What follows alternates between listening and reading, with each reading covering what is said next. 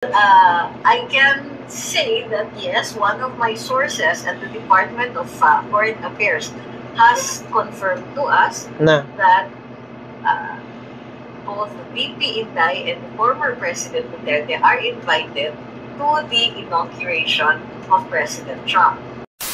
Okay, hi everyone. Welcome back ulit sa aking YouTube channel. Let's end vlog. Happy New Year po sa inyong lahat. Grabe sa PBBM guys, no? Pagkatapos ng New Year, grabe, ano? Ano kaagad? Mga issue kaagad ang pinapakita niya sa atin, ano? Ni wala man lang tayong narinig kung ano yung plano niya mga proyekto sa taong ito.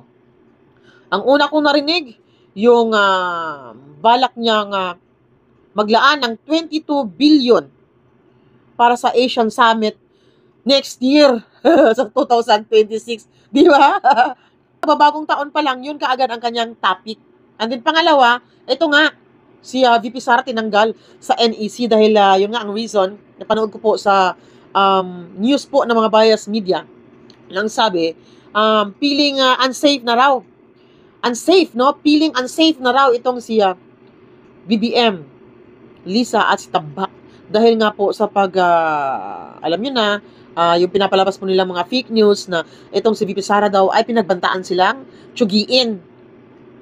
Diba? Yun po yung reason nila. Pero ang totoo niyan, ang reason talaga niyan, ayaw nilang malaman ni VP Sara yung kanilang mga plano na hindi ka nais-nais. Kaya nila ito tinanggal. So eto na nga, ito si PBBM guys, siguro nabalitaan nyo naman no, na hindi siya invited ni Trump ngayong January 20 no, sa kanyang inauguration.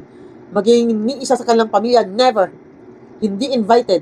Pero may mga kumakalat ngayon ng mga bali-balita na si PRRD daw at saka si VP Sara ay invited sa inauguration. Gaano nga ba katotoo ito? Pero hindi mo na tayo magpapaniwala nito ha. Baka mapahiya tayo. Basta yun lang po yung mga bali-balita ngayon, no? Lalo na itong si Atty. Trixie, napanood po ang kanyang live, ano, na sinabi niya rito. Binasa niya yung comment ng isang commenters about kay VP Sara na kaya na tinanggal, natuliro na itong si BBM dahil nga po ay itong si PRRD mas inimbita at itong si VP Sara mas invited sa inauguration ni Trump ngayong January 20 kaysa ka PBBM. Kaya daw natuliro at tinanggal si VP Sara sa NSC. Kaya naman itong si Atty. Trixie, nadulas ata siya guys, no? Kasi parang hindi yata siya ready na nasabi niya ito. Nag-post po kasi siya sa kanyang page na hindi raw ito totoo, fake news daw ito, pero lumalabas sa kanyang bibig na ayon daw sa kanyang source sa DFA na confirm nga daw na inimbita itong si VP Sara at si PRRD sa inauguration ni Trump. Pero advice ko sa inyo, wag muna tayong magbudyi. Baka fake news ito at mapahiya tayo. Pero what if kung totoo ito? Diba? What if kung totoo ito? Hindi mas lalong matuliro itong si PBBM. Diba? So ito guys, panoorin natin ang video ito.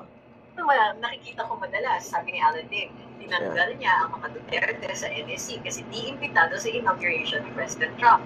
Kasi si Trump nga noon kay FPRD doon pa naman sana mag-excel si PBM kasi party-party yun. Okay.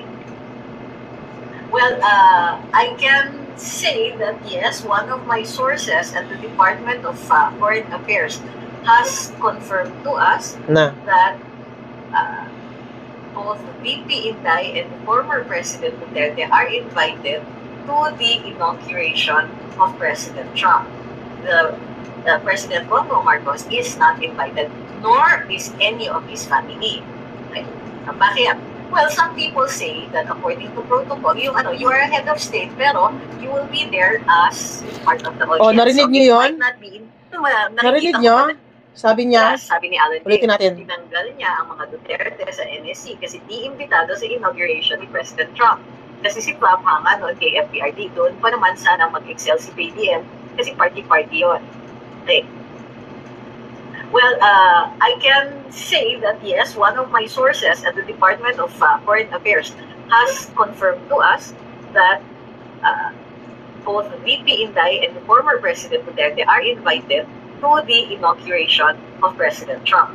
The President Bongbong Marcos is not invited, nor is any of his family. Oh, di ba guys? So nalilito ako. Bakit nasabi niya ito, tapos binawi naman niya sa kanyang page na hindi raw ito totoo? Or baka, totoo nga na may source siya na nagsabi, pero hindi pa sigurado, hindi sure, no? Kasi, ang inaano lang kasi natin, baka mapahiya tayo, ano? Baka mapahiya tayo. Hindi naman pala totoo. Kaya, abang-abangan lang natin, no? Ngayong January 20, malay natin, totoo. What if, kung totoo, di ba? Eh, kung totoo, eh, di mas lalong matuliro itong si PBBM. Baka mamaya, ay, may gagawin na naman siyang hakbang laban kay VP Sara nito. Kung totoo man, na invited, di ba? Or baka invited sila, tapos hindi sila pupunta. Di ba? So, kung totoo, mas maganda. No, mas maganda nga tahimik lang muna eh. Mali natin, totoo ito.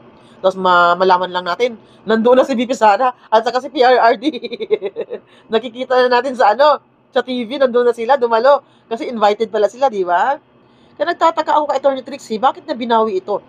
Na hindi raw totoo. Samantalang sabi niya mismo na yung source daw po ng DFA ay nag-confirm nga daw po, sinabi nga daw po sa kanya na totoo daw na invited ang mag-ama. Di ba? So ito guys, maipapakita ko sa inyo guys ha, itong mambabatas guys, yung iba. Takot naman palang ipa-impeach si VP Sara eh, no? Hihirapan daw silang banggain ito. Ito, ipapanood ko sa inyo ang video guys. Nahihirapan na silang banggain itong si VP Sara dahil marami daw itong mga supporters. Di ba? At malapit na rin daw ang eleksyon kaya ayun, nagdadalawang isip silang ipa-impeach ito. Siyempre, pamilya Duterte yan eh. Mahirapan talaga kayong banggain yan dahil maraming supporters itong pamilyang Duterte, lalo na sa Mindanao. Oh, di ba? Ito guys, panoorin natin ang video ito. Matatawa kayo guys. Kung tatawagin nyo na ang window open ng Duterte family kasi somehow meron pa rin mga supporters na nag-aalangan ang ilang pambabatas kung nag-aalangan si Vice President Sara Duterte sa pamamagitan ng paghahayag ng suporta sa mga impeachment complaint na inihain sa Kamara.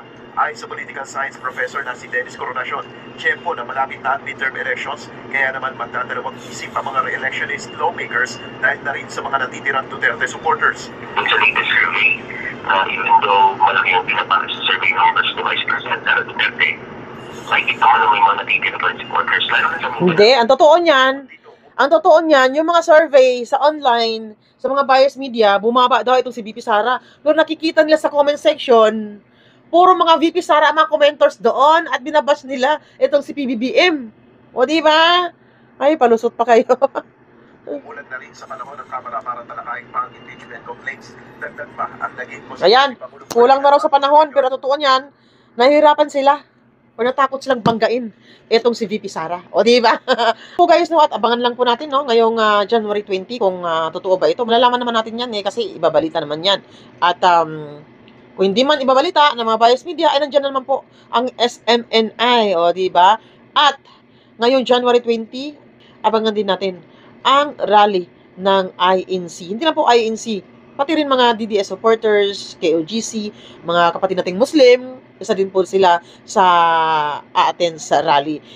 At si Marcolita na po mismo nagsabi na lahat daw po welcome po sa rally nila. Pero mag-iingat po dahil baka may grupo daw na biglang dumating at manggulo para pagbintangan naman itong mga INC. Kaya ingat-ingat lang. Okay. So ito lang po muna guys, and salamat sa panonood, and ano po ang masasabi sa video ito? Comment down below lang po.